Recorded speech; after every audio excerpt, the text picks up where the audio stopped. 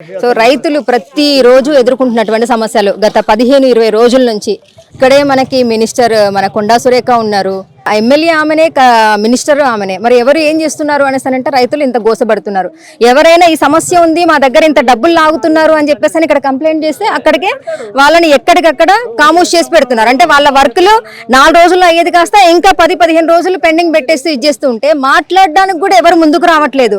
నిజంగా రైతు పండించేవాడు గనక నాకు ఇది అవసరం లేదు, ఏదైనా కూలి నాలకైనా వెళ్తానని చెప్పేసి బయటికి వెళ్తే అందరూ గనక రైతులందరూ ఇలా డెసిషన్ తీసుకుంటే, ఇప్పుడు ఏదో అంటున్నారు కదా జాంబీ వైరస్ వస్తుంది అని చెప్పేసి ఒకరినొకరు పీక్కు తినడం, ఏదో గంజాయి తీసుకొని అక్కడే నిలబడి వార్తలు మనం చూస్తూనే ఉన్నాం.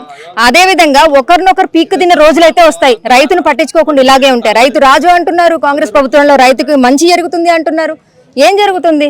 ఇంత ఎండ ఎంత ఉంది, 20 రోజుల నుంచి ఇక్కడే తిండి తిప్పలు లేకుండా, కనీసం మన ఇంట్లో మనకే 1 రోజు 2 రోజులు ఇదైతేనే అసలు చాలా నరకంగా అనిపిస్తుంది. 20 రోజుల నుంచి మరి వాళ్ళు స్నానాలు చేస్తున్నారా? బాత్రూమ్ సరిగ్గా ఉన్నాయా? ఫెసిలిటీస్ ఉన్నాయా? సరిగ్గా టైంకి తింటున్నారా?